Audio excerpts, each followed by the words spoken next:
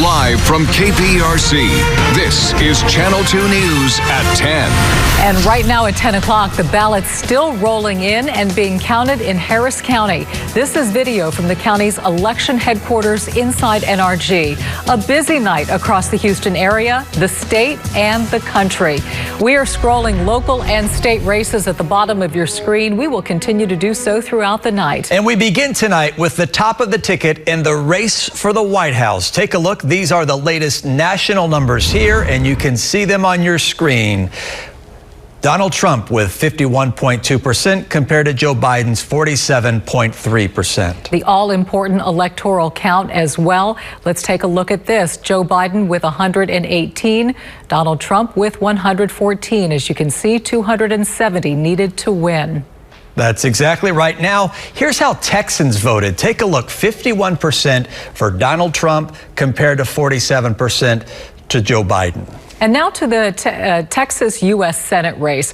Republican incumbent John Cornyn defeats Democrat challenger M.J. Hagar. Let's take a closer look at those numbers now. Here they are on your screen. John Cornyn with 53% of the vote.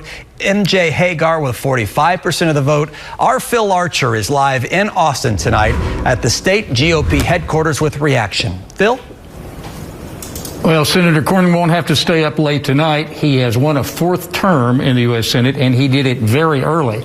Within 2 hours of the polls closing, NBC was calling the race for Cornyn with just 37% of the vote in, and all of that early vote. Now, when that was announced, it came as a surprise. Party Chair Allen West, at first, was not willing to declare victory. He said he wanted to see some more precincts reporting first, but then around 8 o'clock, Cornyn's opponent, M.J. Hagar, called him on the phone and conceded the race. So now we're waiting to hear from the senator. We've been told by his staff that he will be making some remarks via Zoom, but he says he wants to do that after he's seen some more of the vote totals counted. So we're not sure when it's going to happen, but when it does happen, we'll have it for you. Until then, reporting live from Austin, from the state Republican Party headquarters in Austin, I'm Phil Archer, KPRC Channel 2 News. Phil, thank you very much. We move on to U.S. Representative District 22. That is the race to replace retiring Republican Pete Olson. Republican Troy Nehls, the outgoing Fort Bend County Sheriff, versus Democrat Sri Kulkarni. And here are the numbers as we know them right now. Troy Nehls with 50% of the vote compared to Kulkarni's 46% of the vote. Channel 2's Robert Arnold is live in Richmond, Fort Bend County, where the Nehls camp is hosting a watch party tonight. Robert? Yeah, a lot of excitement from the minute those first results came out. Sheriff Nehls had a lead, and he has not lost that lead throughout the night. However, we have yet to hear from Sheriff Nehls. Much like Senator Cornyn, we are hearing from his camp that he wants more of the votes to come in before he comes out and speaks. Right now, we're hearing about 36% of all the precincts in Congressional District 22 are reporting in. So he wants a few more precincts before he actually formally comes out and speaks to his supporters here. We got a chance to talk with some supporters, though, and they have no doubts that he will win this seat. He is a politician, but he's not a politician. He's a guy, he's a man of the people, and he'll listen and try to solve problems as opposed to worrying about politics. Now, one of the things that we are waiting on is the lion's share of Congressional District 22 is here in Fort Bend County, and those numbers have been coming in slowly. We are told by officials with County Judge KP George's office that they got a lot of mail-in ballots in at the last minute. That kind of slowed down their count, but they are continuing forward, and they should have everything certified by midnight. Reporting live from the Richmond area, Robert Arnold, KPRC, Channel 2 News. Thank you, Robert. We continue our live team coverage now on this 22nd Congressional District race. Michael Lepardi live for us in Webster at a Democratic watch party. Michael? Dominique and Chris, I have been in touch with the Kulkarni camp.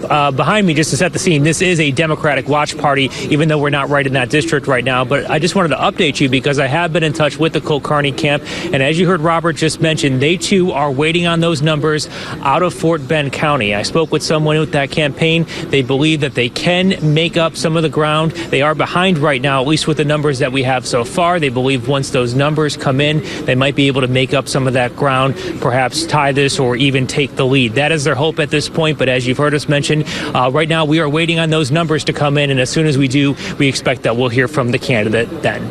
Reporting live, Michael Lepardi, KPRC, Channel 2 News. Thank you, Michael. Harris County saw a record turnout this year, even before Election Day. Pretty impressive. Keith Garvin live at NRG Arena, Harris County election headquarters this evening, where ballots are being counted as we speak. Keith? That's right, Dominique. Chris, the counting continues. As a matter of fact, they're calling this Count Central. Let me give you a look. Some ballots just came in. You see those coming out of those crates, and then that man's hands. And then the process continues. He then takes it to the election officials, and they start to get that information out of those packets. They download that information, and then they get that count in. So far, they tell me that 60% of today's ballots cast have been brought here to this location. About 20% of those have been processed. Now, we have some video of the very first ballots that were delivered today. They were dropped off by runners from the 800 polling locations across Harris County. The total number of votes cast today, along with the 1.4 million early votes cast, brought the total number of votes in Harris County to 1.6 million. County Clerk Chris Hollins says that's a record. That's a 300,000 vote increase from the record set in 2016, and that's roughly 67% turnout for Harris County. And just to put that in perspective, the last 3 cycles we had somewhere between 60 and 62% turnout. So 67 is obviously a pretty big jump. So as you see here, they continue to get those ballots in, and they expect to be here for at least a few more hours tonight counting. But election officials so far at this point in Harris County are very, very pleased with how the elections went this year. Reporting live from NRG Arena, Keith Garvin, KPRC, Channel 2 News. Fascinating to watch. Thank you, Keith. Meanwhile, a federal judge today ordered inspectors sweep U.S. Postal Service facilities nationwide, including right here in Houston, to help ensure mail-in ballots are handled properly. Our Bill Spencer is live tonight at a U.S. Postal Service mail processing center in North Harris County with the newest information on this one. Bill? Chris and Dominique, this case involves more than 300,000 mail-in ballots from voters just like you and me in 6 battleground states, including Texas. Mail-in ballots that were sent to the post office but appear to never have been processed. So today, a federal judge ordered top U.S. postal inspectors and officials to scour postal facilities like the one you see behind me to find any missing ballots and produce them by 3 o'clock this afternoon. That didn't happen, and now the judge is taking action. He said, look, I want you to perform sweeps in these 6 battleground states to make sure that every mail-in ballot is going to be harvested in a way that makes sure those votes count. That judge's order included post offices in Pennsylvania, Michigan, Georgia, Arizona, Florida, and Texas.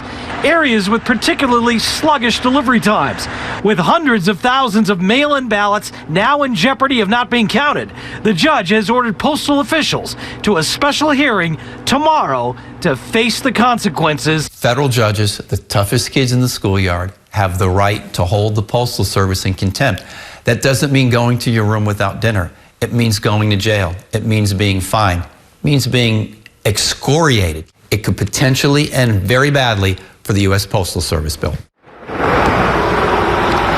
So right now, at this point, it does appear that some very top, high-ranking postal officials could be in a lot of trouble, including the Postmaster General himself. That's according to our legal analyst, Brian Weiss. Reporting live, Bill Spencer, KPRC, Channel 2 News. Thank you, Bill. As you know, it's a fluid situation, so we take you back to the top of the ticket, the race for the White House, and new national numbers are in now. President Trump with 51% of the national vote. Former Vice President Joe Biden has 47%. The all-important electoral count now. NBC News has called the West Coast for Biden, California, Oregon, and Washington State. Take a look. 192 for Biden, 114 right now for Trump. Remember that magic number, 270 electoral votes are needed to win the presidency.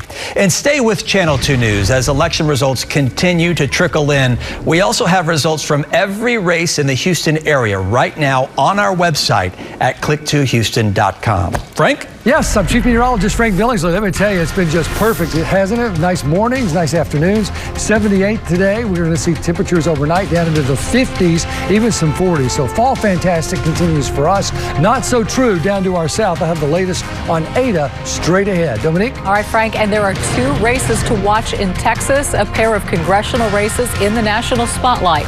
Results from District 2 and District 7 coming up next on Channel 2 News at 10.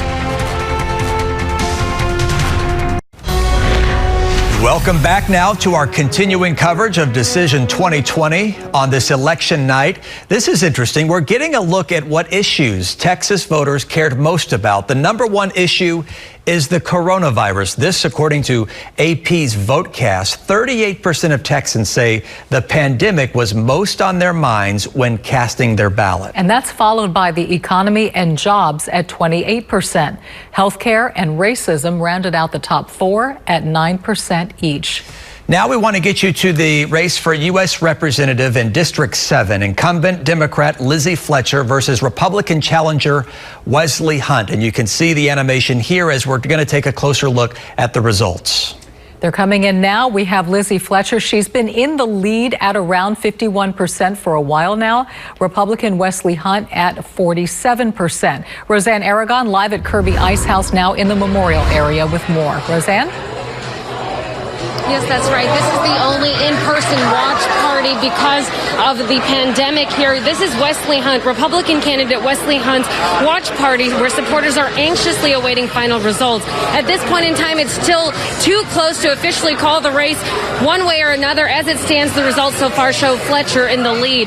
This comes after 2 very robust and fiery campaigns with opposing stances on many major issues, including health care and energy. Hunt is challenging Democratic incumbent candidate Lizzie Fletcher, who is hoping to keep the 7th district seat she earned in 2018, taking what was once a solidly Republican seat for decades. You can hear cheering here at Kirby Ice House. Meanwhile, Fletcher's campaign has told us they have decided not to hold a watch party and instead address voters online only. Again, we have yet to hear from both of those candidates, and not all of the votes are in just yet. For now, reporting live from the Memorial area, Roseanne Aragon, KPRC, Channel 2 News. Thank you, Roseanne. We move on now to U.S. Representative District 2. This race was called early. Incumbent Republican Dan Crenshaw defeating Democrat challenger Seema Lajaverian. Take a look at the numbers here. 55% of the vote for Crenshaw compared to 43% for Seema Lajaverian. Our Jonathan Martinez is live at the Houstonian in the Galleria area with a closer look at this race tonight. Jonathan? Yeah, guys, and it was an early night of celebrating for Congressman Dan Crenshaw, along with many of his supporters. In fact, take a look behind me. Several of them are still out here, joined by a few hundred people here at the Houstonian. The now 2-term congressman gave his nearly 30-minute-long victory speech, thanking everyone in attendance, his staff, and most importantly, the voters. Crenshaw defeating Democrat Seema Lajaverian and Libertarian candidate Elliott Shearman in the Congressional District 2 race. Crenshaw says on the ballot was freedom versus government control. He addressed the crowd after tonight's big win, saying he wouldn't be here without them. This is what America is. This is why people come here. This is why you voted. You voted for freedom.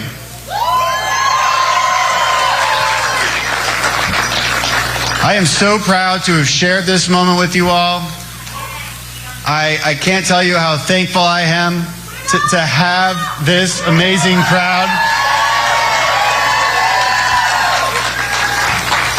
You guys have been with us from the beginning for years now. And tonight, Lajaverian, meantime, thanking her supporters via Zoom, saying that although it wasn't the result that they were looking for, she was certainly proud of the movement. But again, tonight is all about Congressman Dan Crenshaw winning re-election. But now we are reporting live. I'm Jonathan Martinez, KPRC, Channel 2 News. Jonathan, thank you. More results are in tonight, and this weather is the clear winner. That's right. Yeah. Period. Gets everybody's vote. Yes. Yeah, vote for this every day. No doubt. Hope it happens. I know. Nice shot here. Got one for you. This is out of League City. Looks like around the park there, and it's called Playing with the Moon, but you have to look at it here. Oh, yeah, I see it there. There's the moon. Very nice. Okay, let's get to some numbers. Highs this afternoon made it to 78, and then we drop pretty quickly once the sun goes down, especially with clear skies and calm winds. If anything, they've turned a little bit southeast now, but still, it's nice and dry. 53 degrees, the dew point at 48. There's a live look at Moody Gardens down in Galveston, 47% the humidity. There's that southeast turn to the wind, and 67 degrees. So these numbers that you see right here aren't going to go down a whole lot from where they are. A lot of upper 40s and low 50s, 56 at Hobby, 52 Pearland, 54 out in Katy, 50 in Tomball. The dew points in the upper 40s. And if you recall yesterday, they were down in the 30s. So the air is not quite as dry as it was last night. It's still comfortable, obviously. Fairly calm, but if anything, a little bit of a southeast wind. Not very strong, but it is there. And that's going to continue to try to moisten things up at least a little bit. So waking up to temperatures right there around 48 to 50 degrees for a morning low. That's still on the porch with a nice hot cup of coffee. And then as we go into the evening or the afternoon hours, 12 o'clock, 74 to 76. Then late afternoon, we'll look for 78 to even 80. And we're going to flirt really with 78, 80, 81 degrees as we go right on into the weekend. But that's pretty comfortable and pretty nice for November. Some tough stuff down here. Winds of 105 miles an hour with Ada. This system moved just to the south of Puerto Cabezas this afternoon, and when it did, it had 140 mile an hour winds and 165 mile an hour gusts. They were looking at a storm surge of anywhere from 14 to 21 feet as this moved in. They're still looking at a 5 to 10 foot storm surge. You could see even with this inland, look at all of that pull that's coming right into Nicaragua, and they're getting a lot of moisture coming in, obviously, into Honduras. 15 to 40 inches of rain, and right now this is about to move into the real mountainous area of Nicaragua and continuing across Honduras. That's 8,000 foot top mountains. That's going to create huge mudslides and landslides along with all of the flooding that they're going to see. We still have a Category 2 hurricane, 105 mile an hour winds,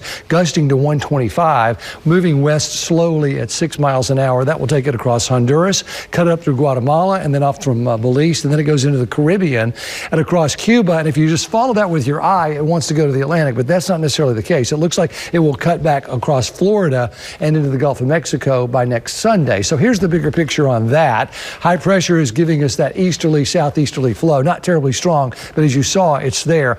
Not enough moisture out in the Gulf to produce any rain for us. So we're quiet through Sunday. But here comes Ada from South Florida into the Gulf a bit. And here comes our next front, which looks like it makes it through on Tuesday. This system wants to go into the panhandle of Florida, the remnants of whatever's left there. And then that front picks it up. The bottom line, it stays away from us and goes into the eastern United States. Here's a look at your power planner then. 50 to start tomorrow. 75 by noon, 78 in the afternoon. So it's going to be a really pleasant one. Starting off cool, ending up warm, just like it has been. Absolutely wonderful. Next 10 days, not bad. 78, 80 degrees. Great Friday night football. Saturday and Sunday, 80, 82. So that gets us through this week, really on the beautiful side. Then next week, there's that front that moves through on Tuesday. A slight chance of rain. There's just not a lot of moisture to work with, maybe 10, 20%. Cools us down a little bit and gets us back into another nice weekend and another nice football Friday. So all in all, November is turning out pretty perfect. November to remember. Frank, That's right. Thank you. Well, this is an election, as you know, with big national races, but we do have some important races on the local level as well. Absolutely. 2 sheriff seats, a DA's race, and a mayor. The results are coming up next on this election night edition of Channel 2 News at 10. And we welcome you back to our continuing coverage of Decision 2020 election night. We are scrolling local and state races at the bottom of your screen, and we'll continue to do so throughout the night. Let's take a look now at some of those key races. In the race for Harris County Sheriff, take a look. Incumbent Democrat Ed Gonzalez versus Republican challenger Joe Dana. And here's what we have so far. Gonzalez with 58% of the vote compared to Dana's 42%. Harris County District Attorney, incumbent Democrat Kim Ogg versus Republican challenger Mary Nan Huffman. Kim Ogg remains in the lead with a solid 54% of the vote to Mary Nan Huffman's 46%. Let's move over to Fort Bend County now in the race for sheriff. Republican Trevor Nels, who happens to be the twin brother of outgoing Sheriff Troy Nels, versus Democrat Eric Fagan here. You can see Eric Fagan with 55% of the vote compared to Trevor Nels' 45%. On to U.S. Representative District 10, incumbent Republican Michael McCall versus Democrat challenger Mike Siegel. Let's see where things stand. McCall, this is a little closer, but McCall in the lead at 51% of the vote to Siegel's 47%. And the race for U.S. Representative in District 18, incumbent Democrat Sheila Jackson Lee defeats Republican challenger Wendell Champion. The latest numbers we have, 74% of the vote for Sheila Jackson Lee, 23% for Wendell Champion. On to U.S. Representative District 29, we have incumbent Democrat Sylvia Garcia widely defeating Republican challenger Jamie Blanco, 72% of the vote to Blanco's 27%. And the race for U.S. Representative District 8, incumbent Republican Kevin Brady defeated Democrat challenger Elizabeth Hernandez. Again, a wide margin here. Brady with 72% of the vote, Hernandez with 26%. U.S. Representative District 9, we have an incumbent Democrat Al Green defeating Republican challenger Johnny Teague, 76% to Teague's 22%. Now back to the top of the ticket now in the race for the White House. President Trump with 51% of the national vote. Take a look. Former Vice President Joe Biden now has 48%. And now the all-important electoral count. The former VP has 192 electoral votes. President Trump has 114. Remember, it's the coveted 270 needed to win the presidency. Now here's how Texans have voted. Take a look. 52% voted for Donald Trump compared to 47% voting for former Vice President Joe Biden. A lot of numbers your way. More to come. We'll take a quick break. We're back right after this.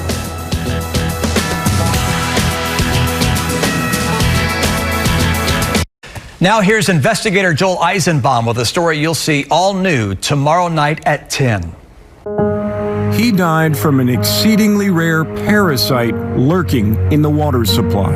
I'm angry and upset and sad and heartbroken. And Channel 2 Investigates has discovered most water authorities still are not testing for the so-called brain-eating amoeba. One of our neighbors had this big problem, and these tests are cheap. Why wouldn't we do it? Absolutely unnecessary. We've done the work, so you can check test results for your water supply, easy and online, tomorrow night at 10. Remember, if you have a story for Channel 2 Investigates, contact the tip line at 713-223-TIPS or email investigates@kprc.com. Let's get back over to the Admiral, our chief meteorologist, Frank Billingsley. Picture perfect weather, I mean, for several days in a row now. Yes. Yeah, so nice for us. And my heart really goes out to those folks in Nicaragua and Honduras. I heard from a viewer today who knows a lot of folks down there. They're the nicest folks you could know. They're poor. They couldn't evacuate if they wanted to. And now they have no money for recovery. And there's going to be a lot of destruction down there because of the storm. This is probably going to be, interestingly, Ada will likely be retired as a name, but it's a Greek name. So how do you retire it? I've heard maybe Ada 2020 is the name they would retire, but a whole different dilemma there. Interesting. We'll figure that out. Winds of 105 miles an hour, a 5 to 10 foot storm surge still coming in, and 15 to 40 inches. We've been through the 40 inches of rain. We know what that does to us, and we don't have mountains. Right. So you can imagine all of the mudslides and the landslides with that. Continuing right now with 105 mile an hour winds moving west at 6. This is going to move up toward Guatemala and then cut right over Belize into the Caribbean. It will affect Cuba, the Cayman Islands, and southern Florida, and then it looks like it will make a play into parts of the eastern Gulf of Mexico and eventually the panhandle of Florida. I'm not sure a lot of it will be left at that point, but will certainly be worth keeping an eye on. You're right, Chris, for us, perfect numbers, 52, 56. Huntsville at 62 looks a little errant there. I'm not sure what's going on, but maybe a little warm pocket. Generally, it's nice and clear and cool with the futurecast taking us right down to the 40s and right around 50 for an overnight low. But pretty perfect as we head toward noon tomorrow. We're at 74, 75, 76 degrees. And then as we go into the afternoon, 78 to 80. And that's really going to continue for us as we move through the next several days. So a nice morning. It'll warm up fairly quickly, and then it'll be nice and balmy in the afternoon. Enjoy. All right. Thank you, Frank, and thank you for joining us. NBC's News Decision 2020 coverage continues next.